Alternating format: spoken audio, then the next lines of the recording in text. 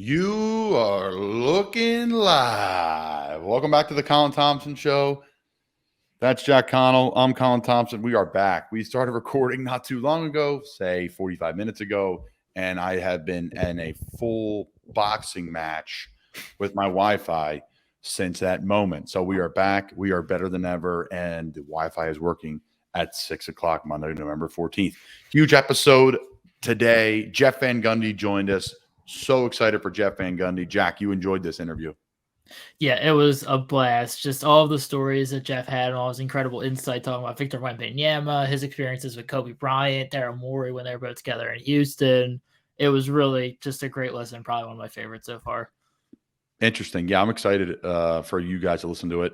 For those that don't know, listen to the podcast. I did it a few weeks ago. I usually try to work 2, 3, 4 weeks out. That allows me in season just to do when I have some time, do a longer form stuff, and when later in the week and when my work's done, I could take some time and do an interview. But earlier in the week, now I don't have as much time prepping for the next week. So what I'll do is I'll do 20, 30-minute kind of pre-show, and then we kick it into the interview. So if you don't want to listen to my pre-show, you can skip right through this and go right to the interview with Jeff. I don't know how long it's going to be here today, maybe 20, 30 minutes, maybe a little bit less from us here at the Colin Thompson Show, brought to you by Not For Long Media. Guys, we just started the Sam Boner Show, which I'm really excited about with Mick McKenzie and the Sam Boners. They have a huge following on Instagram. They eat food. They rate food, cheesesteaks, hoagies. They rate beers. It's a fun spin on a Philly version of really just rating food and getting out there and having a good time and having big energy. And they join forces with us here at Not For Long Media. We're having a podcast together, so we expect big guests to come on the show when it comes to the food world, sports, athletics. What else? We got just big personalities that are part of the kind of Sam Boner OGs. We're going to have just kind of fun caller episodes where people just coming in, talking different questions. So really excited about the Sam Boner Show. Ian Thomas, tight end with the Carolina Panthers, joined another podcast of ours here at Not For Long Media called Two Girls, One League. It's an all-girls show talking football, and they do a really good job, really, really good job at it. Awesome hosts, and they have great guests, and Ian joined them for some fun content. We started releasing some of that on Not For Long Media and the Two Girls, One League Twitter. Jack and the team took great care of that per usual.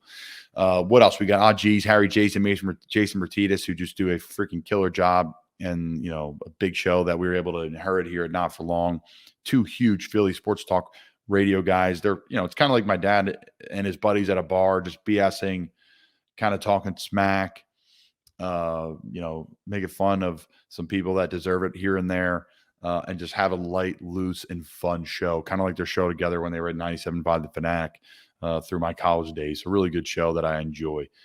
And then finally, guys, but last but certainly not least, is our friends over at Breaking Batch, Justin Ayers, and then Brian O'Grady, who plays pro baseball. If you want baseball talk, guys, doesn't get too much better than Justin and Brian.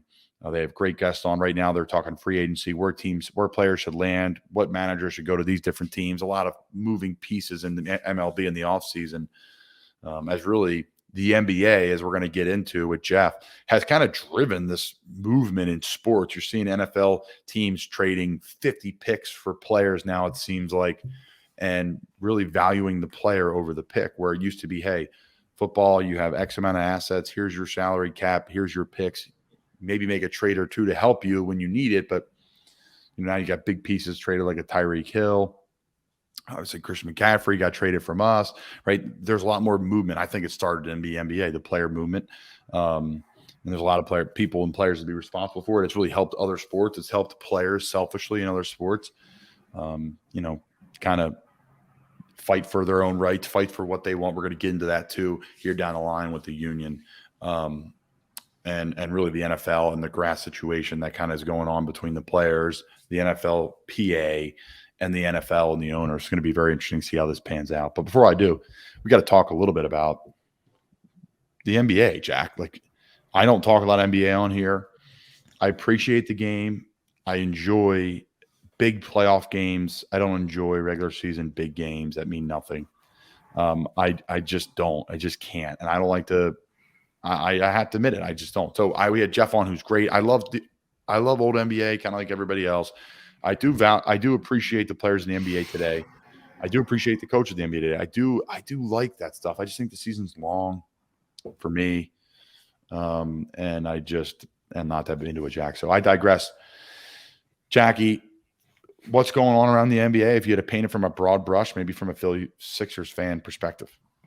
So, I mean, it's definitely been interesting. The Boston Celtics have looked like by far the best team in the NBA. Jason Tatum's an early MVP front runner of how he's playing. He just looks so complete on both ends of the court. He really just looks locked in, which is incredible for that team. And really incredible by him going through pretty much his third coach in 3 seasons at this point, which is how everything has gone down in Boston. So him and Jaylen Brown, Robert Williams all look tremendous.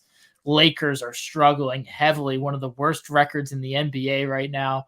LeBron James is just getting too old to carry this team. Russell Westbrook, he looked better moving to the bench, but they just don't have anywhere near enough depth. And the worst part of it, they don't have any of their draft picks until like 2027.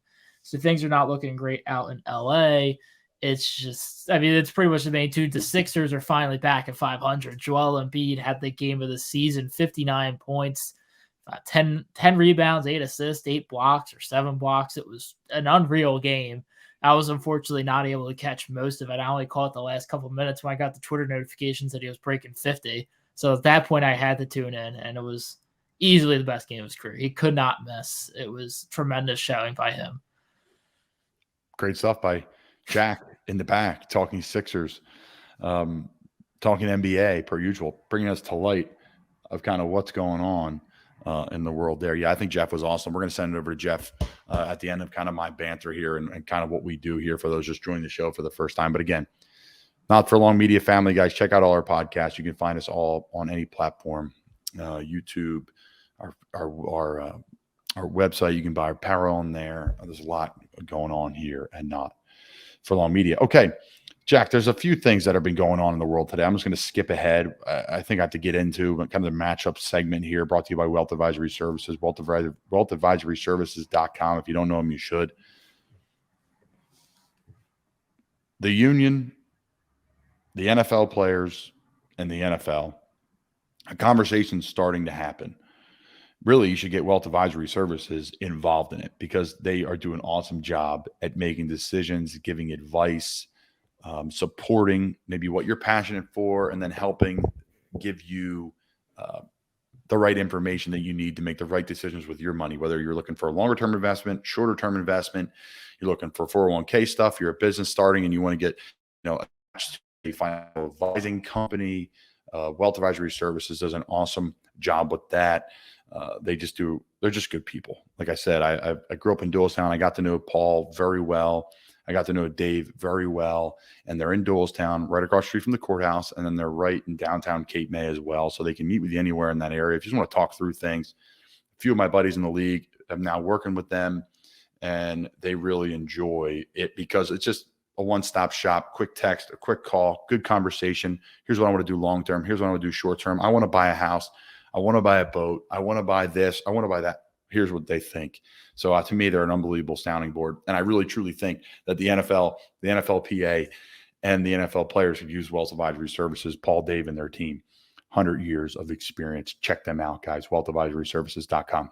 So like I've said before, guys, there's some sort of discussion starting about grass fields, turf fields, and, kind of what's going on with that. And some people may not understand, but ESPN kind of came out with an article the other day about how there's equal amount of injury risk on grass and turf. And I'm not going to sit here today, guys, and really talk about the medical side of it. I'm going to tell you about how I feel, about how my teammates feel, about how players I play with felt over the years. I'm going to take you through all my journey of football and how it's led to things over the years and injuries.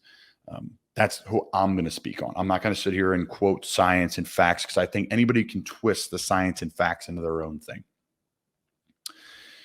Okay, so there's a lot to unpack here. It really is. I'll start with this, the simple side of it. Is turf or grass healthy for you as an athlete?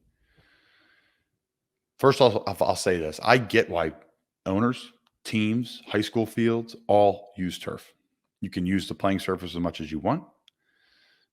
It is weather. There is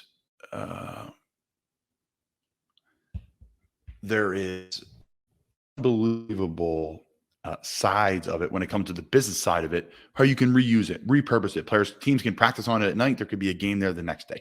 There is a lot going on when it comes to sporting worlds and high schools and pro sports, and the turf field makes sense. I get all that. Okay. Grass field, a lot more maintenance. There's things to do with it. You're banking on good weather, all that. But we're going to just kind of shift it now to the football world, especially Division I college football and pro football. So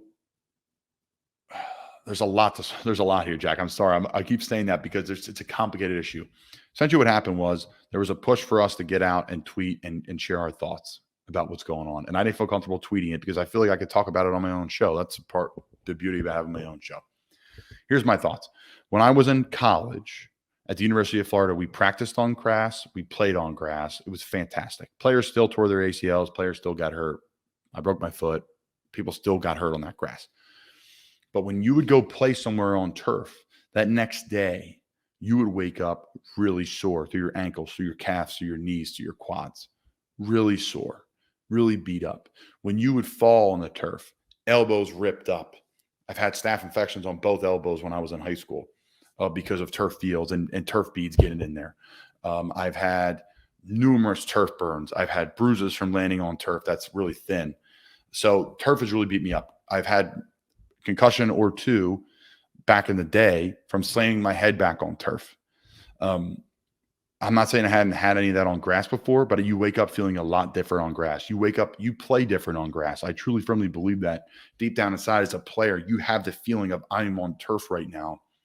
I can't lay out. I can't do the same thing. And I think a lot of players say, no, you're crazy. I still feel the same way. And I do too, but I still think there's like 0.00001% of us that know we're playing on turf right now.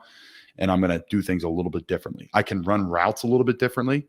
I don't have to plant angle around and play with good firm feet into the ground like you would on grass or you would slide out. I don't have to, really play in balance because I'm on turf. I could take a shot at a guy a little bit more. I could be more aggressive. On grass, you land softer and you have to be under your feet a little bit. The game's faster on turf. I firmly believe that than it is on grass. So the bottom line is I'm saying this as I go through college and I go through pros. The next level is pros, right? Because I'm playing now. It's my 6-year professional football. I played AAF. I played XFL. I played, Chicago Bears, New York Giants here, right? People that follow the show know the story, and I'm rambling on this, but it's a big topic because there's a lot to it.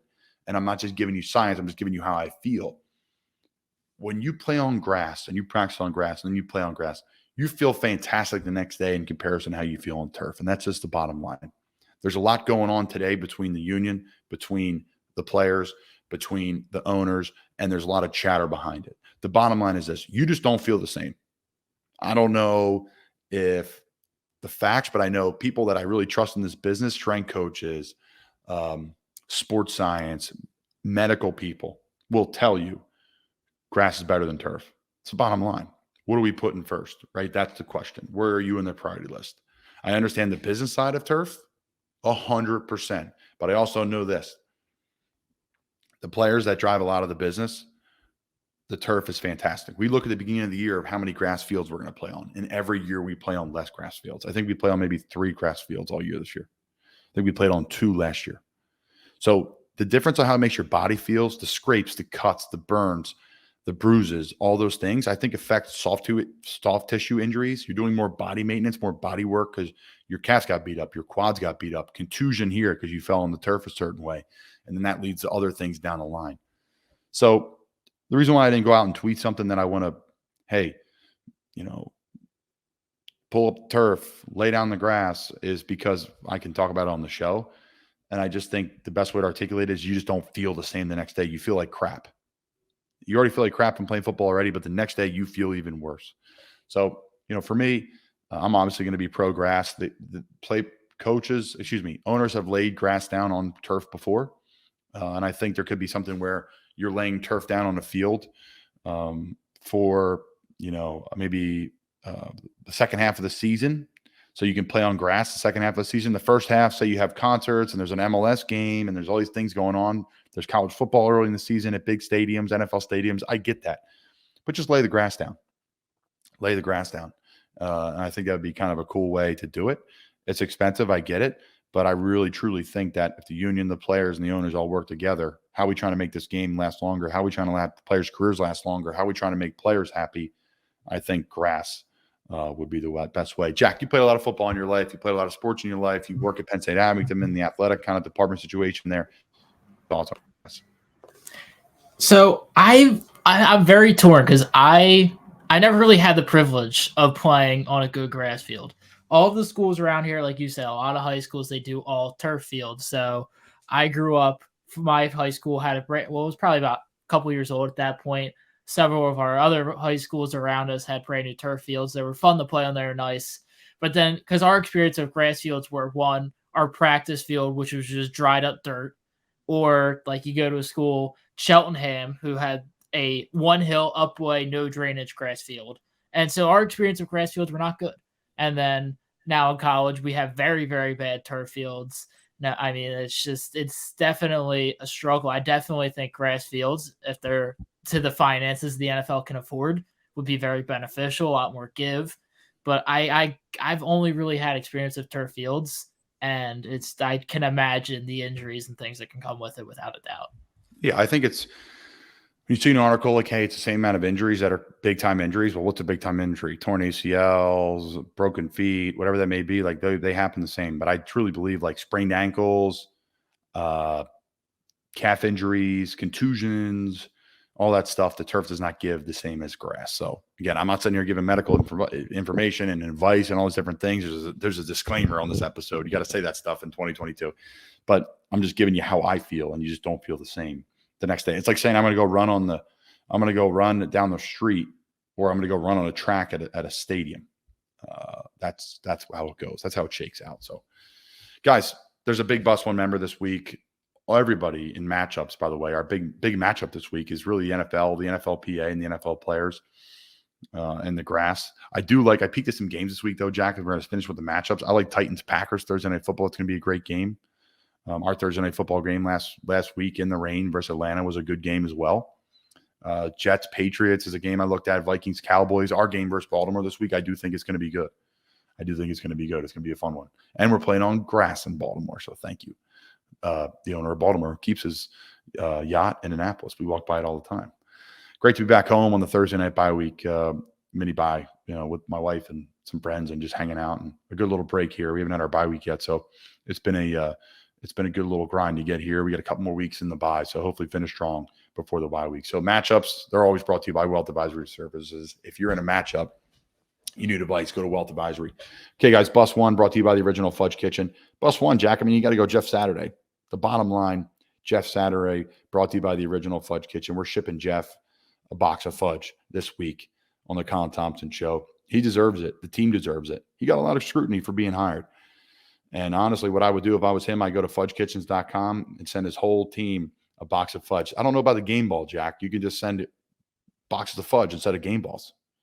Go to fudgekitchens.com. Go on there. 53 players plus the practice squad, 70-some odd players there, staff members, 30, 100 boxes of fudge. Jeff and the staff should be buying for the entire organization there. A big win for the Colts. Listen, there's been a lot of scrutiny in Jeff Saturday, and I'm not coming on here and saying Bus One because Jeff Saturday won. I was going to put Jeff Saturday on Bus One no matter what. People are coming at Jeff for taking the job. People are coming at the Colts owner and GM for making the decision. I'm for the decision.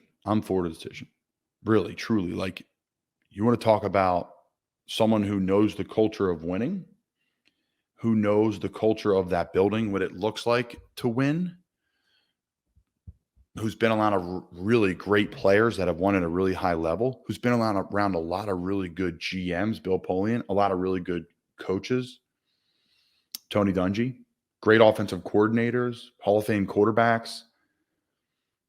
I'm really impressed by it. I think a lot of people don't really know what the head coaching position is all about. Yes, there's some head coaches that call plays. Yes, there's some head coaches that literally burn crazy midnight oil and work all night. But at the end of the day, my opinion, we're the head coach, is to do all the little things it takes to win. Make sure the schedule's right. Make sure the travel's right. Make sure the team meeting is a clear and concise message of how things are going to go to win. Make sure you empower the coordinators, power the position coaches, make sure that the team's kind of intertwining the DNA, for lack of a better term, is out there publicly of what you want it to look like.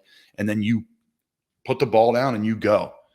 Now, obviously, it's a tough situation for Jeff. He's coming into the building at a unique time.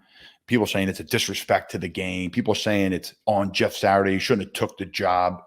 Well, I love this press conference. I'm a leader of men. I know how to lead men. I've been in a lot of locker rooms with a lot of successful men, coaches, GMs, players, and I truly firmly believe this. There's different kinds of players in this league. There's guys that are really good players that are here to play the game. There's guys that can do a little bit of both coach, play, kind of have that kind of leadership mentality. And then there's players like Jeff who are on a whole nother level when it comes to knowing the schemes, knowing how to communicate with players. One of the smartest players really probably in Colts history. The guy was a genius at center, had Peyton Manning, all the pressure to do what Peyton wanted him to do. They had a ton of success there. Undersized guy, went to UNC, overcome tons of obstacles to do that. How do you do that? As your mind. As a player who's limited myself athletically and size-wise, it's your mind that separates you. So this isn't just a player who punched the clock and went home. This is a guy that's a generational type player, and you have an opportunity to have him come back in your building. And you know what? It's an 8-game tryout for him. And it's an 8-game tryout for the GM and the head coach to look and say, is this the right guy for us moving forward? And, you know, maybe Jeff may not want to do it or may want to do it. I think his press conference was awesome. But I think, you know, why not? You know, why not? I get it. There's a coach on the staff that could have been empowered to be the head coach there. But they decided to go a different route and mix it up. And, you know, I think it's fun and exciting and adds a spark to the locker room. I think it adds a spark to the fan base. I think it adds a spark kind of to their building. So another long-winded kind of statement from me, but the coaches have some influence on play calling, right? And from a football standpoint, they have some influence. I want to be a running football team, play action football team. I want to spread it out and run a spread offense and run draws and run all that stuff. I want to be a defense that plays man-to-man or cover zero or bring no pressure and be a bend, don't break. They could say that and then hire the right coaches to do those things for them. Or they can just empower them and have them be the head coach of the offense, the head coach of the defense, and the head coach of the tight ends, and the head coach of the D-line. I think that's what great coaches do. So to me, I get it from the outside perspective, but even some people that are really inside football, like Joe Thomas ripped a decision. A lot of people, Bill Cowher ripped a decision. A lot of people ripped it, but I respect Jeff for taking the job. I respect the Colts organization for thinking outside the box. Just quite frankly, I'll speak on it because I can. Coach Wilks has been unbelievable for us here in Carolina. I absolutely love Coach Wilks. He's been great. He's been great to get to know. He's the type of guy that I already knew before. Sometimes with defensive coaches, you don't really know a ton about because they're coaching the defense and you're on offense. But Coach Wilks is a guy that just stops in the hallway, talks to everybody, professional. And then, of course, he got the job when Coach Rule got let go and just couldn't be more excited for him. He's from Carolina, played at App State, and he's a really good guy and a leader of men, point blank, period. So there's different shapes and sizes for interim head coaches, and then they get an opportunity to hopefully interview for the job to get the head coaching job. You know, Coach Wilks and Jeff Saturday in this case. So Bus One member this week, Jeff Saturday, brought to you by Original Fudge Kitchen, fudgekitchens.com. Jeff and the entire Colts organization got a big win and kept fighting through the end. Situational football. What do you think of the situation, Jack? And you can speak freely on it. I don't think you have to agree with me like I pay you to do. No, I mean, it's definitely interesting. Like I said, out of the box hires, I think the one big one I had always rooted for in the past, mainly in my Eagles fandom before Sirianni kind of took over like he has this season, I was really enamored with Josh McCown. I thought Josh McCown was somebody they were gunning for quarterback coach, offensive coordinator. It seemed like he was the final candidate for the Texans head coaching job before they passed from him. I mean, it could definitely work really well. Like you said, it's a set. I mean, setters command the offensive line. They know the fronts. I mean, like, obviously he's not the play caller, but he'll have some say in the schemes or what they want to adjust from their current playbook. But like you said, at this point, you need somebody who's charismatic, who knows how to control, kind of take lead and right the ship. And what better than a captain, former player of the team? But I definitely think a downside to this is if it goes well, you'll see some real out-of-the-box hires like that when the whole literally real-life situation of when the Browns were trying to find out leakers in their team and use Condoleezza Rice as a head coaching candidate. I think there will be a situation, if this succeeds, where there will be a Condoleezza Rice type head coach in this league by some team desperate to make a flash in the pan, and it will end up terribly. So we'll see. That's a good point you bring up, Jack. I just, and then some people say this is disrespect to the coaching world. I don't think it's disrespect to the coaching world. The owners can do what they want, guys. This is a news flash here for those that are not aware. The owners run the league. The owners own the team. They can hire who they want. So, Jim Irsay, I respect it. And again, the out-of-the-box hire, this is not an out-of-the-box hire to me. This is not. Okay, he was coaching high school football. He was doing ESPN. I get it. I get all that. But this is not a run-of-the-mill player. Again, there's a couple of different kinds of players. He is not the guy who sat in the back of the meeting and you know, just messing around. He is dialed. Decade plus of football, Packers, Colts. I mean, Peyton Manning, Aaron Rodgers. This is a different center, the smartest position in football other than quarterback. This is a different cat. This is the different cat. So props to him. Props to the Colts. Props to our friends at Fudge Kitchen, fudgekitchens.com. Under the bus, Jack. No one to throw under the bus this week. Anybody for you? Brought to you by me, Amiche. The best. Oh, my God. I can't wait to go this week again. My wife and I always plan out our trips. The best food, Italian food in the Charlotte area. Check them out, guys, up in Mooresville, about 25 minutes, 20 minutes from the city. Me Amiche. Check them out on social media. The freaking Utica greens, the meatballs, the chicken parm. The salads are fresh. The salad dressings are all made homemade. The salads are unbelievably fresh and so freaking good. The rolls are made in-house.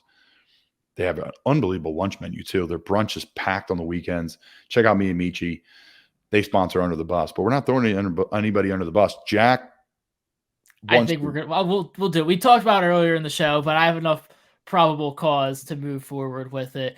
So we're gonna take it back to hometown, Horsham, Pennsylvania, for the last 80, 90 years. There's been a long-standing tradition of the Thanksgiving football game. It was always a big thing across all of Pennsylvania over the 2000s. I mean, there's Penn Ridge, and I think it's Central Buck South is who they always play. There's a Quakertown. It's Quakertown. Q-Town, that's right. But there have been all of them, and over the years, they've slowly dwindled out. And this year, it seems as if my team, the Happer Horsham, kind of cut the axe on theirs, which is such a shame to see.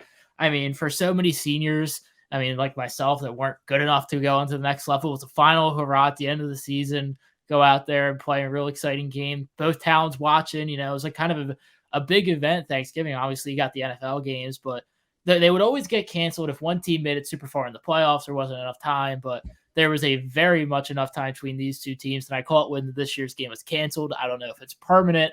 I just have a gut feeling if they canceled it, that it is gone for good, which is such a shame to see. I mean, there's a 3-week overlay between your last game and this game, but it's such a fun thing. It's fun for the players. It's fun for the town. It's just something to talk about, watch, and do on Thanksgiving morning before the parades and all that sort of stuff. So that's my little mini rant on something. Probably about 3 people listening to this will even know what I'm talking about. Well, Jack, it has nothing to do with the 3 people that know about Bucks County football and the great state of Pennsylvania football and Ohio football and all these little small towns that have Thanksgiving football. It's just going to be, this is under the bus for a lot of people in college athletics that have moved things up for whatever reason. Stop moving up football. Regular season starts in mid-August. What the heck? It's the week before or the first weekend in September, last weekend in August is when high school football starts. Give the kids a bye week in there, extend the season so Thanksgiving's in play for maybe at least a bye week and then the game, right? Because this is a staple of American football, period. High school football on Thanksgiving is a great tradition. 9 a.m., 10 a.m., 11 a.m. game. People are out there tailgating, having a good time. It's great for the community. It's great for the growth of the game. All the youth kids are on the sideline watching. They're in their jerseys. It's great for high school football. It needs to stop. If I ever have any power whatsoever to say this is going to happen, I will do it. I promise, Jack. Bring back high school football games on Thanksgiving. I don't care. I know everybody's got multiple sports and personal coaches, and they want to get ready for basketball season and all that crap. No. Football season's over on Thanksgiving. People playing the state title. We played the state title in mid-December. Yeah, across the basketball season. If you're going to go to a state title in football, great. Shoot 100 foul shots every day. That doesn't kill your legs. And then go back to playing freaking basketball. But my point is, they need to make it happen, Jack. You're right. Some great traditions, the band, the players, the families. It brings people together. It's good for the community. Make it happen, Captain. I love it. I love it. It's good stuff, Jack. So we touched on the matchups. We talked about Under Bus by Amiche, the best Italian food in all of the Charlotte area. Bus one brought to you by Fudge Kitchen. The matchups are all brought to you by Wealth Advisory Services. Jack, we pouring Som Sleep out this week, the best sleep product on the market. You have anything before I get into it though, Jack? Som Sleep, the best sleep drink on the market. Promo code Colin. Check them out. The best sleep product on the market by far. I absolutely love it. It puts me to sleep nice and gently. It keeps me asleep. And then the next step is I wake up and rise and kick some ass the next day, because a lot of that product gets you groggy and go slow next day. Sleep. That's promo code Colin. Jack, you're going to throw anybody into the bus this week? You already did that, but are you going to pour some out for somebody? I don't think I got anybody. I've been trying to do some soul searching today. I don't know if I really have anybody I can pour some. I'm sure there's somebody or something I'm not even thinking of. It'll come to me like as the midst of you doing bar of the week. We're not pouring anything out today. Yeah, we'll pour some out for the people that think it was a horrible decision to sign Jeff Saturday. We'll pour some out for them. I think it's a great decision. This guy's a freaking football lifer. We'll pour some out for the NBA for being a board fest, Jack. No, it's not. It's okay. It's okay, but it's got to be playoffs for me. Jeff Van Gundy is going to be killer. We're going to stop delaying it and get to him in a second here, guys. I'm going to get to the bar of the week. The bar of the week this week on the Colin Thompson Show is Chomp Tank in Annapolis, Maryland. We were there this weekend. It was 70 and sunny in November. The boats were ripping up and down Ego Alley. Beautiful day in the capital of Maryland. It's an awesome place. It's a huge space that was taken over, and it kind of sat vacant for a little bit. We didn't know what it was going to be, and then boom, Chop Tank went in there. The best orange crushes, the best freaking wings, the Honey Old Bay wings. We used to rate on the show. The Honey Old Bay wings were freaking fantastic. Check them out. Their drinks were fantastic. There's an upstairs level that's beautiful, huge deck. You can see the Bay Bridge. You can see up and down Ego Alley. You can see Eastport. You can see the Naval Academy. The football field's in the distance. It's a really cool spot. All the boats, all the marina life that comes with it. Just a really cool vibe. Upstairs is great. Outdoor dining. There's little fire pits. There's TVs, beautiful bar, high top tables. And then downstairs is a really nice restaurant, TVs, great bar. Just a really cool vibe. Really cool vibe, Jack. You can sit right on the water. It's right in the heart of Annapolis. I think it was the best thing and the perfect thing to be added to Annapolis, in my opinion, a place where Sydney and I now live. So bar of the week this week, guys, is Chop Tank in Annapolis. The TVs are a 4 out of 5. They just added some TVs upstairs that were really nice, really accessible. But again, they're not in the way and too gaudy where you can't see what's going on with the water. So TVs are a 4 out of 5. The food and ambiance really can't be beat. The food is fantastic. The ambiance is fantastic. Guys, the drinks are really good. So a 5 out of 5 for that. The drinks are great. Cocktails, the beers, 4 out of 5 there and a 4 out of 5 on the service. So a pretty good score, Jack. Pretty good score from our friends over there. We're going to give it a 17 out of 20. Where's my math? Yeah, correct. A 17 out of 20 for Chop Tank in Annapolis, Maryland. My math is correct, Jack. Sometimes it is off. But hey, guys, we're going to send it over to Jeff Van Gundy. If you're going to a basketball game this year, promo code Colin Thompson, GEEK, for $20 off any ticket over $50. Promo code Colin Thompson, COLINTHOMPSON. It's going to help you guys out get a cheaper ticket. And then, guys, our friends at Actions Over Words Apparel, appreciate Alec and their team there, always raising money. An awesome cause. All their apparel they sell goes to the charity of a choice. ActionsOverWordsApparel.com. Check them out. What do you got for us, Shaq, as we wrap up? Anything? I've pretty much run the well dry. Sixers basketball, I got the Bucks on Friday. That'll be a good matchup. Giannis, my weekly or every 2-week trip to a Sixers game this season, so that'll be a good one to check out. We can pour some out too for the haters of Kirk Cousins. We can pour some out to the haters of Aaron Rodgers. There's a lot to be for that in that department too. I just would stop poking bears, guys. People poke the bear. You poking Tom Brady's bear, boom, that's what happens. You're poking, you're poking the bear of Aaron Rodgers. Okay, Walazi. And then now you're poking the bear of Kirk Cousins that people love poking, but that team's legit. He's legit and fun to watch. Awesome catch by Justin Jefferson. I digress. Jeff Van Gundy, legendary basketball coach, basketball lifer with some awesome stories about life and basketball. We'll send it over to him. Appreciate everybody's support here, Not For Long Media and the Colin Thompson Show.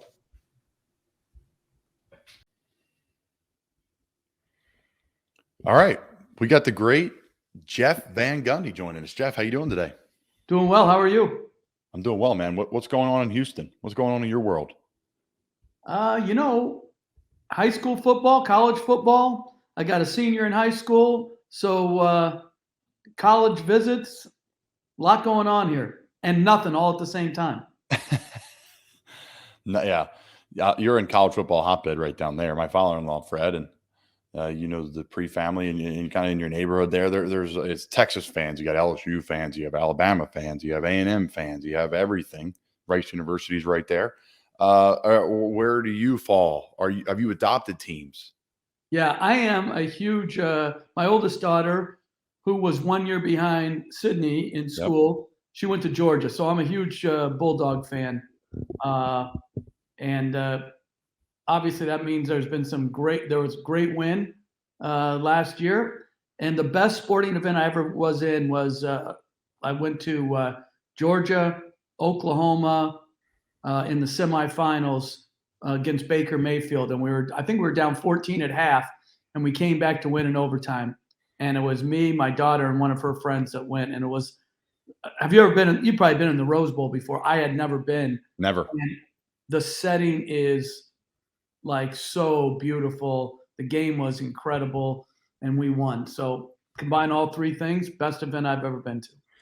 That's fantastic. And I wasn't going to ask you what best event you've been to, but that's good to hear. It beats the Olympics. It beats the gold medal. Well, I'll tell you, the Olympics this past go around was great, but because there were no fans, it just didn't have the same feel. And we were in the hotel in Tokyo the whole time. Like, we didn't get to go see any other events. We didn't get to, you didn't do anything. You went to shoot around, you came home. You went to practice, you came home. You went to the games, you came home. The medal ceremony was, even though there was no one there, I got to say it was pretty emotional, and so that was very, very cool. Why is it emotional for you? Is it because it's a pinnacle? Is it because of the history? Is it because of just the pageantry of it? Why does it get you choked up? Well, for me, I grew up wanting to be an Olympic athlete, and then had my hopes like squashed when I was in about 7th grade, when I realized I wasn't that good. But if you remember, you're too young, but when I was 10 in the 72 Olympics, we got cheated out of the gold medal. And there's this whole Netflix thing on the Redeem Team that just came out, and it goes back to that point. And a great broadcaster and coach and player by the name of Doug Collins, who you guys from Philly would be Sixers aware of. Yep. He was the one that got knocked into the stanchion. We were down 1.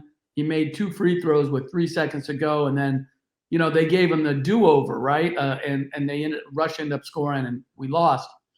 But anyway, that whole thing, when you were young, it was like the Olympics was it. And Olympic basketball was more of the dream than the NBA was. Because the NBA at that time, it wasn't televised like it is now. You got some of the playoffs, but it wasn't like I was growing up in the Bay Area. I was aware of the Warriors, Rick Barry, we won it in 75, but like, it wasn't like every game was on TV. Not very many games were on TV. So it was just a lot different. I love the Olympics, and the pageantry of it all. And just like, you get a shot every 4 years. And those people, like in track and swimming and gymnastics, if you have a bad night and you could be dominant up until then, and then you have a bad night, man, that is some type of pressure. It is unique, right? There's a lot of ways to go with this, and our conversation will flow that way. When you play basketball, there's so many games and so much volume, and then you go on the football side of things, and it's very little games, and every mistake is magnified. And we, in college, you only played 10, 11. I remember when we were at Florida. That's where I started my career, was where I met Sydney. And the games were so magnified. Like, if we lost one game, it was like, boom, you're out, because only the top 2 could make it back in the day. It wasn't the top 4. And we lost to Georgia, and we still almost – it was the year that Notre Dame got ran over by Alabama, the Manti Te'o year. We were third. We didn't make it to the final two, obviously, but everything was magnified. You mentioned the league, and you mentioned the visibility of the league. There's a lot to unpack there, because I think the NBA, and just being transparent, I watch the NBA when the Sixers are good. It's just kind of my fandom with basketball. Group of basketball guy, was a 6'4" big man in Philly, getting dunked on going into the city to play teams in Philadelphia Catholic League, which is loaded with NBA and college basketball players. And I was like, perfect tight end, 6'4", 250. All right, I'm going to go this route. So, I guess my question for you is, they do a great job, just the NBA does, in my opinion, star-driven league, big market, little market, and they elevate players. The debate of the football side is we have helmets on, there's different finances or more players, but what are your thoughts on how the NBA sells their stars compared to other leagues? Well, if remembering back the history of the NBA, they really struggled, and then Magic Johnson and Larry Bird came in the league, and I think David Stern did a brilliant job of how to market and how to sell and how to overcome, pre that time, you remember it was thought of as, like drugs were the infestation of drugs into the NBA was getting as much coverage as the actual games and the great players. And I thought David Stern, during his time, he did a tremendous job. And now Adam Silver, the commissioner now, has built on that, where, it's very player friendly. Some could argue maybe it's gone too far, but they are very player friendly, and they are going to they have a media machine going. Like, they always talk about these partnerships, media, and I think the NBA has done a really good job in squelching a lot of the bad press, and it's year round now. You think about everything from draft to free agency to summer league, and then right into the season, and then it just keeps going. So there's always, NBA topics on the front burner of all media outlets. And I think that's what's a little bit different than the NFL. The NFL, obviously, in season, it's incredible. And then the draft, incredible.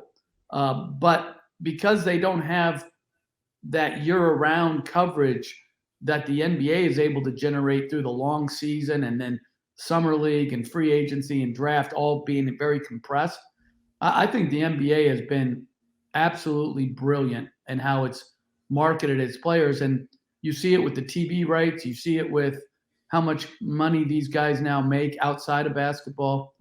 Really brilliant stuff. Yeah, it's unique. I would argue that football is probably more year-round than you think. I'll say this. It goes quiet in the summer. There's about 2 months where it's real quiet. The draft now has become craziness. Like the combine. Now, right? Yeah. The combine. You're right. They've killed the combine. So the NBA combine's like, I watch it because my buddies are like Ryan Arcidiacono and Colin Gillespie. Like, we all grew up together, those Villanova guys. So I watch it because of them. And I watch it because I got some buddies I played against in the Philadelphia Catholic League that are in it, or whatever it may be. So that's why I'm watching. But this combine and the Senior Bowl, the combine, the draft, and then OTAs happen, and there's like trades now. I'll say this: the NFL has mimicked a lot what the NBA does. Like, when it comes to trades and the aggressiveness, and I don't care about our draft picks.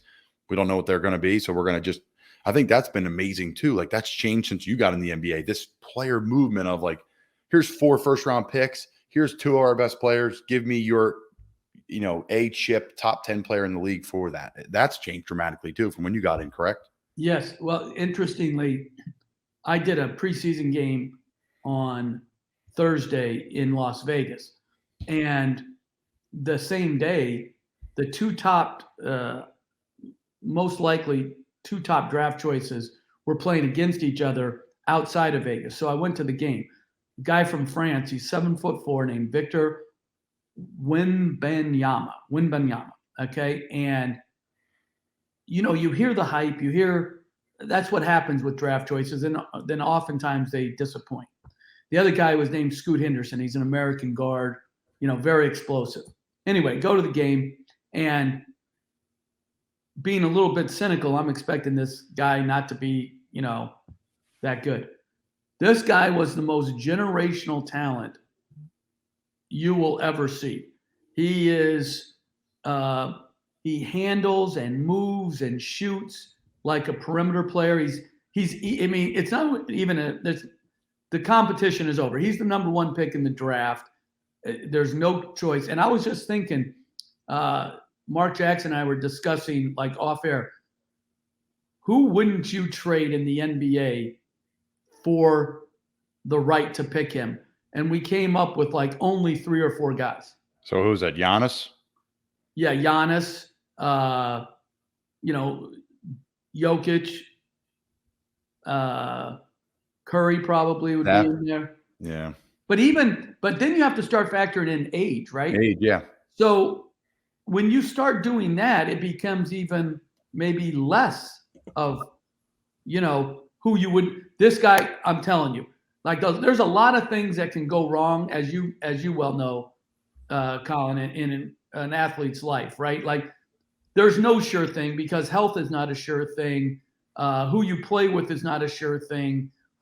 So a lot of things can go wrong, but he's without question the best 18-year-old I've ever seen. Now, I never saw LeBron play in high school live, and I never saw Kareem Abdul-Jabbar play in high school, but those would be the other guys who were just these incredible once-in-a-lifetime players. This guy, man, special. Yeah, that was literally my question. I was going to come in is where would you rank the hype for Wembanyama amongst the likes of LeBron when he was at St. Vincent St. Mary's, Zion, KD, Andrew Wiggins when he was at Kansas in high school? So, I mean, would you rank him amongst all of them, maybe LeBron higher than them? Well, I don't know. I don't think this guy's going to be on the cover of Sports Illustrated because he's from France, right? Yeah, he's not American. So that's different. The hype may be different, but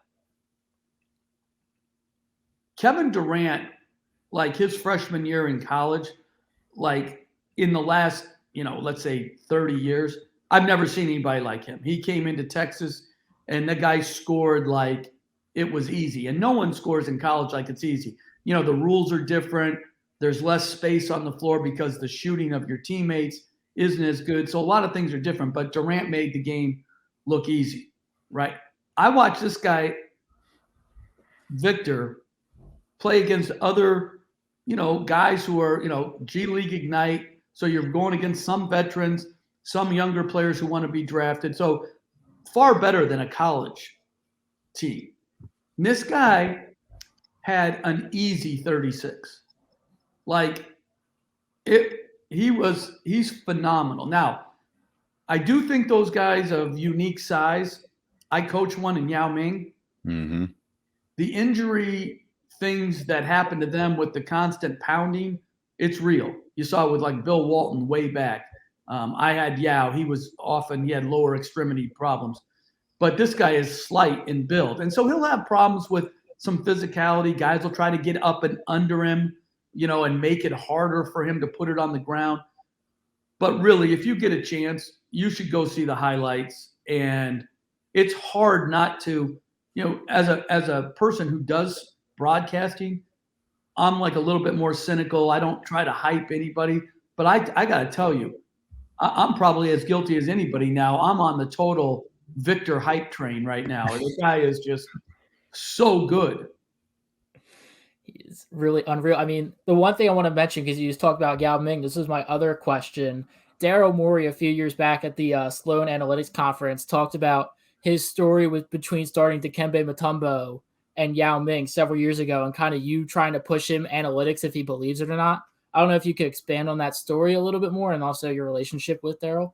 Well, I worked for Daryl, and Daryl is I think his title is president of the Sixers, right?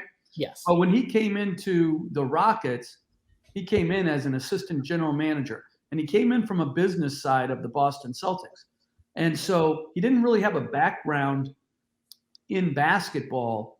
And I give the owner, Les Alexander, who was the owner of the Rockets at the time, a lot of credit. Like he was looking for somebody from a different background. And I remember my first meeting with Daryl, and we were talking, just in general. And I said, like, what sport you play? He goes, I was a top 100 ping pong player. And, for a cynical coach, I'm like, get out of here. We brought in a ping pong player. But I became more and more impressed with Daryl, because one thing I think Daryl has done so exceptionally well, whether it's in Houston or in Philadelphia, is he believes in his way of thinking and basing it a lot on statistical information, probably discounts chemistry more than like a coach would, like myself. But that he doesn't do it discounting others' experiences. See, I think what happens is a lot of times people with one frame of mind, either coaching or analytics, then tries to discount the other people's experiences and their information. Daryl never did that. And so we could have some lively debates, but the way I remember the Yao Ming Mutombo thing was there was two sets of numbers. The one set said Mutombo should play more than Yao Ming. And, like he presenting me these numbers, and I'm looking at them, I was like, your numbers tell me that Yao Dikembe is better than Yao. And so are you telling me, like, you believe, like, we should start him? Now, remember, back then, we had just got into the Chinese market, and our owner in the league was, like, pumping in money from, China. So it's not just a basketball decision. There's business aspects to it, too. And then if Mutombo's not available, I forget who our third center was, he said that, the numbers said that we were much better off if Yao Ming played 48 minutes, even in a fatigued state. It didn't matter. We were better served that way than going to a backup center. And I'm like, so, hey, Daryl, got a question. You want me to actually do your stuff like that? And he was like, no, I'm not saying that. I'm saying this is what the numbers say. That's what I loved about Daryl. Like, you could get into heated debate and even heated disagreements. And I loved his composure in those things because he didn't take anything personal. And I didn't take it personal when he basically said I didn't know what I was talking about. I really enjoyed the back and forth with him. I think he's an exceptional talent, and combining experience of the coaching side and his brainiac minds, plus all the guys that he hires who are absolute brainiacs to try to give you an edge. Thank you, Jack, for jumping on and asking those questions. Any more, you can always pop in. Jeff, so I'll keep it when talking about some great players you've coached. I think, like, my wife and I, we have dinner. Last night we went out to dinner with Baker Mayfield and his wife. Like, we're just telling stories like how cool that is. And, Baker's now friends. So I don't look at him as like Baker Mayfield, the Heisman Trophy guy anymore. But the relationships are everything, right? Like, at the end of the day, you went to work every day. You had whatever, 20 days off a year, remember, whatever it was. And, you have a work family, and there's some people over the years that are just fantastic to work with. For me, some of my best friends are in operations, some are in scouting, some are in, former players I play with that are now coaches, or players I play with. Who are some people that you have crossed paths with or have been at your hip or whatever that may be over the years, player or coach and or both, that you look back and say, that was one of my favorite, just unbelievable people that I was able to work with on a consistent basis? Well, I came into the NBA as an assistant coach when I was 27. And so I was at the same age as a lot of the players, younger than some. And so that was interesting because I had no playing background. And Pat Riley gave me my first boss was Stu Jackson, through some coaching changes. And then by the next to last guy I worked for with the Knicks was Pat Riley. And after my first year with Coach Riley, I was now probably 29. He brought me in and he said, do you want to be a head coach in this league? And I'd been in high school for 1 year. I was a college assistant for 3. And now this was into my 3rd year in the NBA. So I was beyond fortunate. And this is back when the NBA didn't have these big staffs that they have now. We had like 3 coaches and a video coordinator. Anyway, he brought me in at the end of the year, and every coach, and he had like an end of the year evaluation like you would do in business. But it's the first time I've ever sat down with a coach, right? And this was the question he asked me, like, do you want to be a head coach? And so anyway, I said, I have never even thought about that. I'm just really happy in the job I have. And he goes, well, if you do, I just want you to know players care about 4 things and 4 things only. He goes, are you competent in your job? Do you know what you're doing? Are you sincere? Are you reliable? And are you trustworthy? And that conversation really started me thinking about being a head coach, but also gave me, which I don't think anybody talks about, is coaching confidence. Like, we always talk about players' confidence, but we don't talk about coaching confidence, ebbs and flows. And I think that one meeting, not that I was really close with Coach Riley, like there's some people you work with and there's some people you work for, and you definitely work for Coach Riley. But that, to me, was the most significant conversation I ever had with another coach as far as bolstering my coaching confidence and being able to see beyond the job I had then. And then, as you know, when you work so much in professional sports, there's not a lot of chance to meet other people. So the coaches I worked with and the players I worked with, like Patrick Ewing, Mark Jackson, Charles Oakley, the 3 most significant players early on for me. And then the coaches I worked for or with, Tom Thibodeau, who's the Knicks coach now, Steve Clifford, who's the Charlotte Hornets coach now, Andy Greer, Brendan Malone, those guys, that was my friend base. So it's really interesting how you, as a coach, you become such a narrow person, and there's only you basically interact with your players, your coaches, the staff, and that's your friend group. And that's the case, like, really, for even for my mom, who's a big time entrepreneur and has 20 retail stores. And it's really the case for, obviously you have friends, but you gotta keep it in big business. I guess as a kid, I always said, do I want to coach because I can't have maybe some of the social lives that others have, but that's part of the game and that's part of the gift of, and what a pleasure it is to be a part of professional sports. As I know you feel the same way, just an unbelievable thing.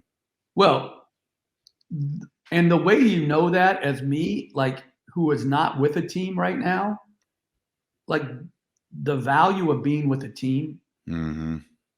And my wife gets upset with me when I say this, but I truly do mean this. There is no better 5 minutes in life than the first 5 minutes after a great road win in a locker room. And she said, well, what about the births of your children? I'm like, it's close, but I'm taking the 5 minutes after a great road win, So anyway, it's just like, I don't think people just understand, like, and you guys in football are different because, like you said, you only get so many chances. Like when you put so much into one game and the games are seemingly always tight, one possession, and you figure it out and you get a win. I mean, it's just great. And Charlie Ward, who I coached, the Heisman Trophy winner who went on to have like a 13-year NBA career, he gave me one of the great things that we started to do. Like he said, when he was at Florida State and they would win a road game, they would take a patch of grass and from the field, small, and take it back and plant it outside their practice facility at Florida State. And so it got me thinking, like, what are we doing to celebrate great road wins? And we started to take a chair with the other team's logo, and we would take it back and we'd hang it up on the wall. And I love that. I think the players liked it. It was a great symbol. We almost got our equipment guy arrested because they caught him taking it in Chicago. They got him taking it out, and he knew he had to get it out. They threatened him with arrest. He took it back in, and he smuggled it out. But it was like that important to, as a team, to hang that chair on the wall. And like, it's just hard. People say it's a game, but man, when you invest so much in it, when you get the ultimate result that you want, and particularly on the road, there's no better feeling. It is an unbelievable feeling. It's really, really well said. Coach McAdoo, who was my head coach when I was with the Giants my rookie year, and now is our offensive coordinator here and successful NFL coach. He's like, he's been in and out of football the last couple of years. He's a veteran coach, and he's been like consultant here and there, and he's kind of doing that, waiting for his opportunity. He's here now, and his first meeting, he's like, guys, I just can't wait for that 5 minutes in the locker room, winner, home or the way. But regardless, there's nothing like going on the road and winning with an organization, with a group of people, because everyone makes sacrifices, and not that people don't in their normal job, but there's just something about the team aspect, the sport, where there's physical movement involved, where there's so much pieces involved, where like even me right now, I'm injured. My tight end coach relies on me during the game to provide information that I see to help winning, to help a rep. And if that one rep can help us, we're all a part of it. It's the same thing in basketball. Even though it's an ebb and flow game more than football is more a stationary situation. Yeah, there is nothing like a victory. So I'll circle back though. And that's one thing you talked about. I'm popping through your Wikipedia today, and yes, Wikipedia, folks. Whoever says they don't look on Wikipedia is an absolute liar.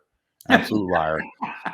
We all look at Wikipedia. So, and your high school, McQuaid Jesuit High School, and I want you to take me back there in a second, but McQuaid Jesuit High School in 1985. And then literally in 1989, you are working for the Knicks. You were an assistant for the Knicks. Like you said, there's only 3 of you. Take me back to McQuaid first, and then how did this all happen just like that? I was the worst head coach in high school, like known to man. Where is it at? In Rochester, New York. Beautiful. So my dad was coaching a local junior college. He's been, he was coaching forever. And I'll always remember this. I had good young players at McQuaid, like, sophomores, juniors, right? And so I have my first practice, and coaches' sons are always, they think they know more than they do. So my dad comes to my first practice. I think I've just run the greatest practice, that anyone has ever run. And I think my dad's probably gained a lot of knowledge. So I felt good about that. Right. So I walk over to him as a son would, looking for affirmation after the practice. And I say, "Hey, Dad, what'd you think about practice?" And he looked at me and he said, "Son, that could have been the first practice I've ever been in where rebounding was not mentioned once." And he walks out. And I was going to argue with him. And then I'm like, dang, and so you go through that year, and you've got these veteran coaches you're going against, and I'm just out of college. Probably not humble enough to know that not only don't I have all the answers, I don't even know what all the questions are yet. And anyway, you get humbled as the season goes along. And so I had a really great player named Greg Woodard. He ended up going to Villanova and playing there. And because of that, some colleges came in to recruit. And Providence College, where Rick Pitino was the head coach, they had a graduate assistant job opening. And the assistant named Stu Jackson, who was coming in to recruit Woodard, said, "Hey, you should apply for this, graduate assistant job." I did. I go there to my first meeting with Coach Pitino. I'm there all day. They make me write recruiting letters to see if I'm literate. They had me do a film project. So I was there literally all day, and I have yet to meet Coach Pitino. So Coach Pitino comes in at, let's say, 8 p.m. at night. I've been there since 7 in the morning. I have not eaten because they have not, they must not have believed in food at Providence at that time. And Coach Pitino huddles with his assistants and then brings me in and says to me, "Are you sure you want to be a college coach?" And I said, "Oh, yeah, yes, sir." So he stands up So I think like, yeah, I got to stand up. So I stood up. He goes, "Congratulations, Jim. It's your job." He didn't even know my name. Like that's how little importance I had in his life. But man, those 2 years at Providence, the first year I went there, we went to the Final Four. Billy Donovan, the great, Florida and now Chicago Bull coach, was like the most exceptional college player you could ever have, both as a player, as a leader, as a person, so we go to the Final Four. And then, Rick went to the Knicks. He brought along Stu Jackson, who had first encouraged me to go to the NBA. The next year, we have a bad year in Providence. We get fired. I go to Rutgers. I'm there a year. And then Coach Pitino decides to go to University of Kentucky, leaves the Knicks. Stu Jackson gets promoted. He needs a third assistant to do the scouting and game preparation. And because of our connection, I was really fortunate. I got hired, and I've loved pro basketball ever since. Wow. That is a rise. That's got to be the quickest rise in the pro ranks, unless you really know somebody. Well, and also, and coaches never want to factor this in. There's no luck by players getting to where they get. Like you're a pro player because the coaching staff, the management think you give them a better chance. But coaching is a lot of good fortune to get promoted along the way, and also to have success. Maybe like I got with the Knicks, right? Most times as a first-time head coach, I was a head coach, I think was either 33 or 34 when I got the first job. Usually you're taking over a terrible team with no foundational talent. I got to take over when Patrick Ewing was in his prime. And so Patrick and I are the same age. And the only reason I got the job, was able to keep the job, they didn't go out and find, a bigger name, was because he placed great value in loyalty and in respect. And it's not just like me. He gave respect to the position of the coach. Whether he liked the coach or not, or always agreed with the coach or not, whichever coach that was, he had been brought up so well and taught so well by his high school coach, his college coach, John Thompson, that you respect the position of the coach. So, I was just so fortunate. Like, you get to take over a great organization or coach in a great organization like the Knicks, but then you also have this guy who's not only a great talent, but he stands for all the right things. Then you got a chance of success. And that's where the luck in coaching, to me, is far different than players. Players, they ascend because of talent and work, and but coaches, they're great coaches at every level. And you have to retain the humility to know that you're very replaceable, and there's a lot of guys that could do your job. Really well said. Awesome stuff. There's just a ton to unpack, but that's just so cool. The rise. And I saw that. I'm like, I can't wait to ask Jeff, or as Coach Pitino would say, ask Jim about it. Yeah. You're like, absolutely. You're like, that's fine. Now, he probably vacillates between Jim and Jeff a little bit now, but at least it's Jeff on occasion. Hey, that's fine. We'll take it. Whatever you can do to get your foot in the door. So take me back, though.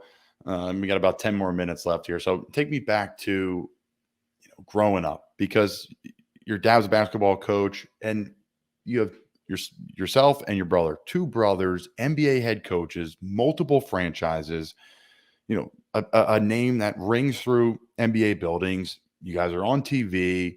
You're both public figures, well-spoken. How?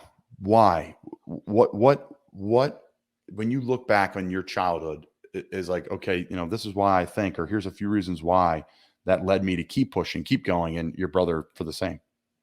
Yeah. I don't know if you feel the same way, but like, people always ask, what did you learn from, your dad, who was in coaching, right? Mm-hmm. And he coached forever, 40 years, 45 years.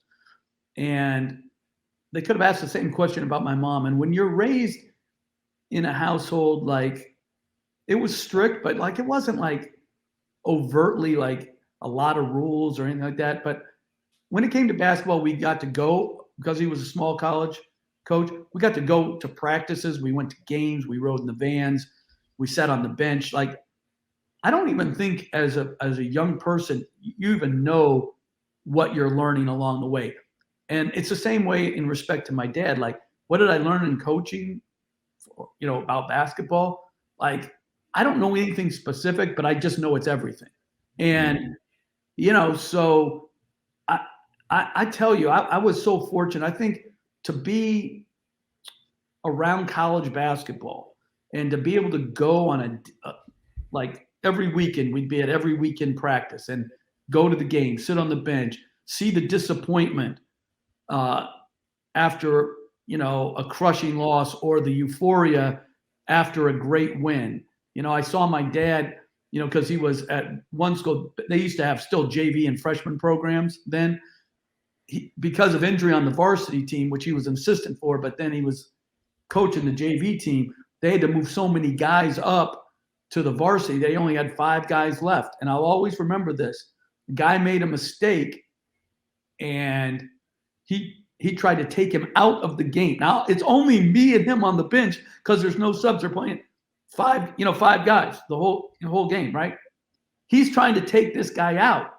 And the referee saying, no, you can't. He goes, no, I'm taking him out. So he played 5-on-4 for 2 minutes to try to get this guy's attention.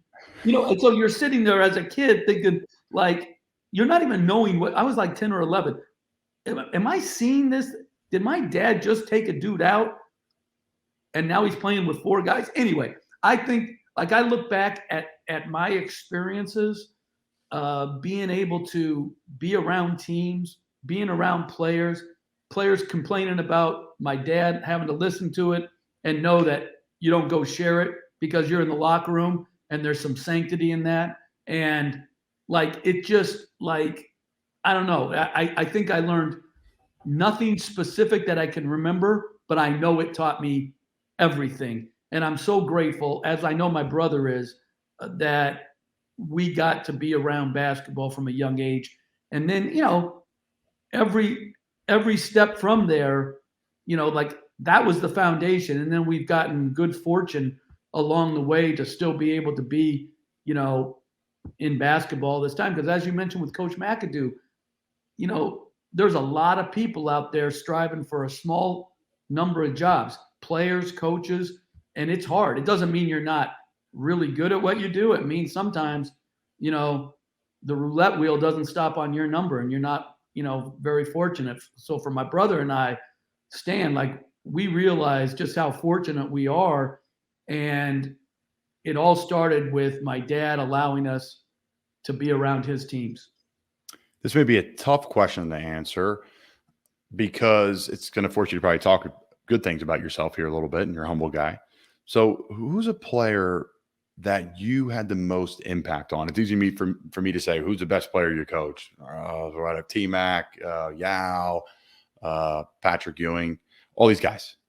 But who's the guy you had the most impact on where you gave him a few things and they ran with it? Or it was talking about how you handle yourself in the offseason or how you handle yourself off the court, and who took the most of it, who grabbed it, ran with it, and you saw that player take off. And that player taking off could be coming from the D League just to ride the bench in the NBA, or from the bench to a 6-man, or to the 6-man to a premier player in the NBA. Is there anybody that jumps out to you in your coaching career? The first one that when you asked the question that I come to was a guy who I coached in high school named Kevin Legret. And he is like, he wasn't even that good a player. He ended up playing like I did, Division III basketball, but he wasn't on the right path. Like, and his mom was a great woman, but she asked for help in trying to get him on the right path. And because he had such great personality and drive, he brought himself out of like, a spiral that he was in, not going the right way.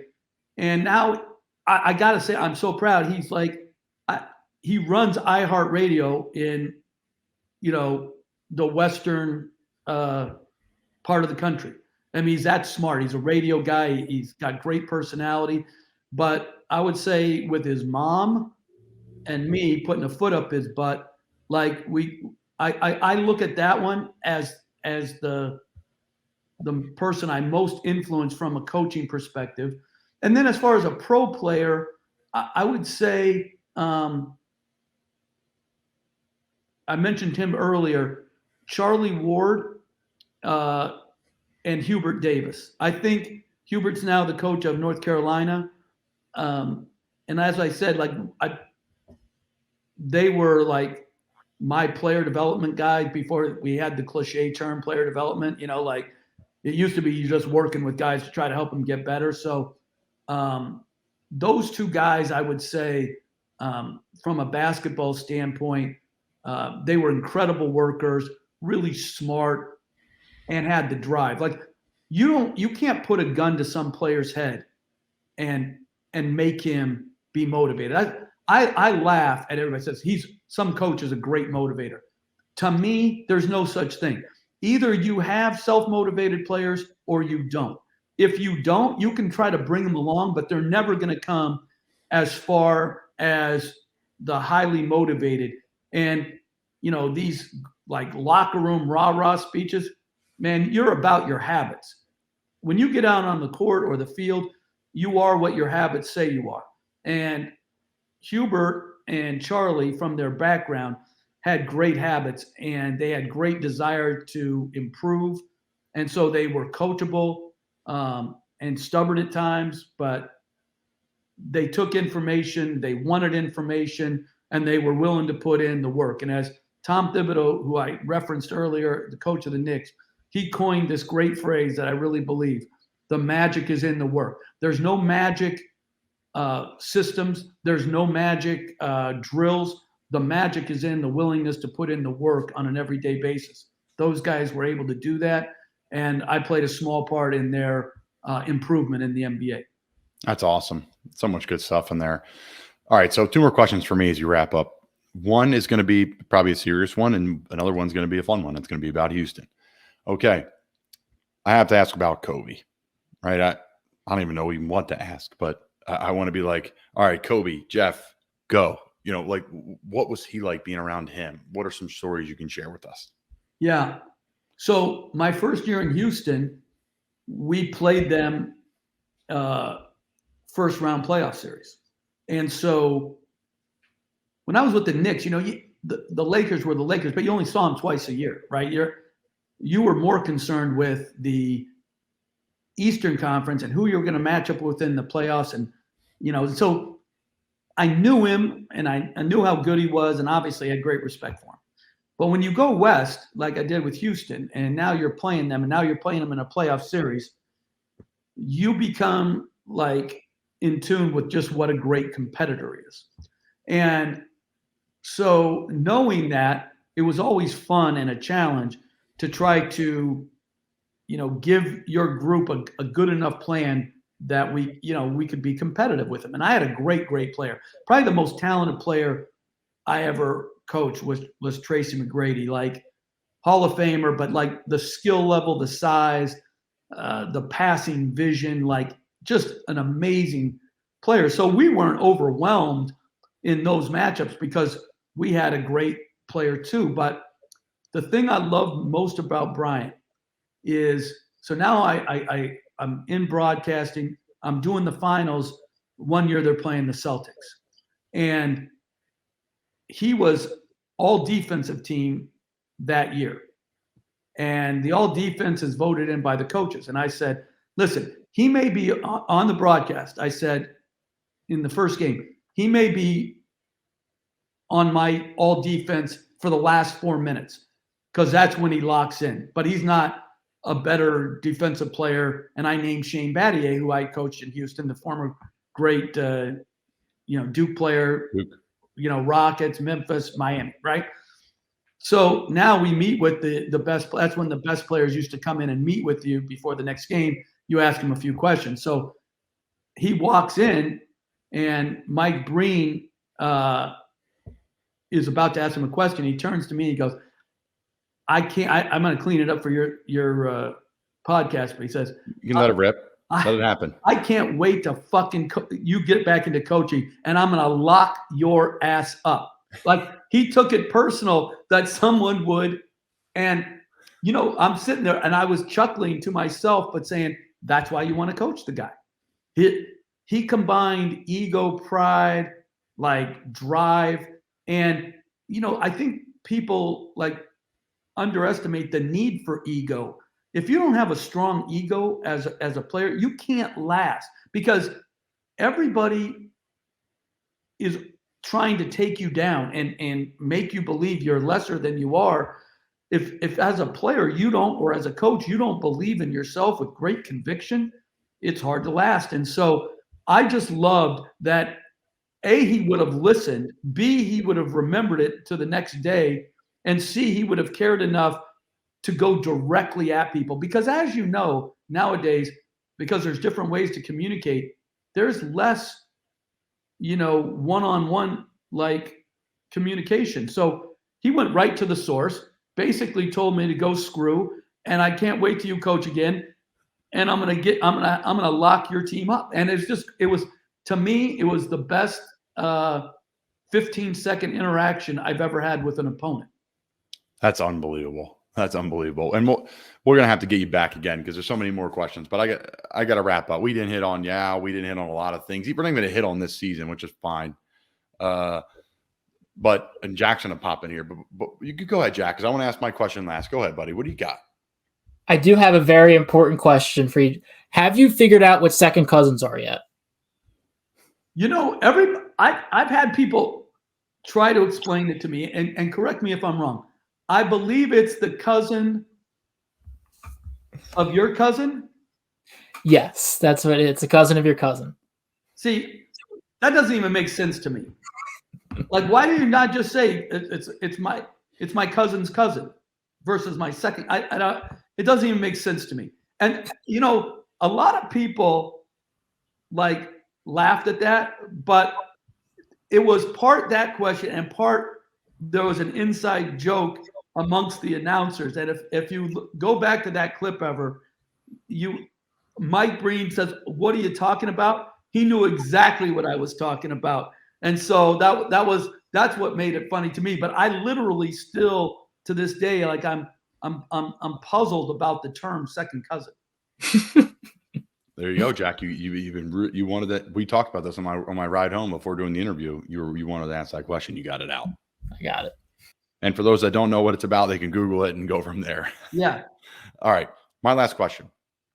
Again, Jeff, thanks for your time. Okay, Houston, great food city, especially where you're at.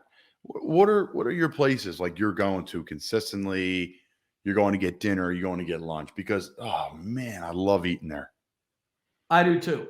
And my weight reflects that. So now I am trying to intermittent diet, right? I'm trying to go 16 hours without eating. Now I fudge it. If I get to 14 and a half, I consider that 16. Okay. So I'm a big breakfast guy. Oh, me too. I love breakfast, right? And so the Buffalo Grill is number one. Where we met. Yep. It's like a local Houston legend. They have a couple others. I've been to the ones, you know, but it's not the same. Like the original Buffalo Grill is unbelievable. I like Island Grill. Terrific breakfast tacos. Two, like different ones. I'll go, they're equidistant from my house. I change it up. But at 11:01, if you want to see me as I'm coming off my 16-hour hit or miss a few minutes, I'll be at one of those two places. Now, I don't know if you have this like restaurant, but we have a couple. But one right by, so close to your wife Sydney's house, who, by the way, she may be the best athlete in your family. Like that's quite possible, right? I watched her. I saw her growing up. I'd take her in any sport at any time. She was a fierce competitor. But anyway, there's one right by their house, Snooze. It's got the greatest pancakes, like upside down pineapple pancakes. Like maybe my intermittent fasting, I'd do a little bit better with my diet if I didn't eat the worst things on the menu or something. But when that opens, like right down the street, I could walk to it. I'm going to be there religiously. So 11:01, if anyone ever wants to run into me, it's going to be one of those 3 places. And that makes sense because I don't know if you're doing your fasting this time last year, but yeah, it was probably we were there for a late breakfast. That's right. We were playing the Houston Texans. The Houston Texans head coach at the time was there as well. It was a who's who. It was the He was there when I was there? Yeah, so you came first and we saw you outside, I think, and we were Yeah. chatting. And then we went our separate ways. We finished eating, and then we were leaving, and he was inside or something. So, Oh, wow. David Culley. Okay. so it was I David never met Culley, him. Jeff Van Gundy, and the 5th tight end for the Carolina Panthers. There was a who's who in there. You know, I live it like Fred Dupree, former All-American golfer, and then golfer. the best Yeah. athlete in the world, my wife. Yeah. That's a who's who. That's For a who's Buffalo who. Right? Grill, at least. Yeah. For Buffalo Grill, exactly. Jeff, good luck on the call this year. Okay, I have to ask you another question. I cannot. We talked about food. Where do you like going on the road to go eat? What's your favorite city when you're traveling? Like, oh, I'm going back to New York. I'm going here. I'm going back to LA. I'm going here. Denver. We're going here. Well, there's a Mexican place in LA. What's it called? El Pollo or something? Like Okay. It's right by the arena. And I go there every time. But I'll tell you the thing I love the most, going to Chicago deep dish pizza. I'll get it every time. Everybody asks me like the different Geno's or this. I don't matter. Blue I'll just Malnati's go, and I'm going to devour it. And if they can throw in a little salad on the side, I'll feel better about myself, but the salad will basically go uneaten. And, I tell you, I love pizza, but that pizza, to me, when you only get it every once in a while, it can't be beat. It is good. It is good. And that's coming from someone who coached the Knicks, where the best pizza in the world is, supposedly. So, Jeff, thank you so much, man. Safe travels this year, and we appreciate your time. You too, anytime, and best to your family. Thanks, man. Bye.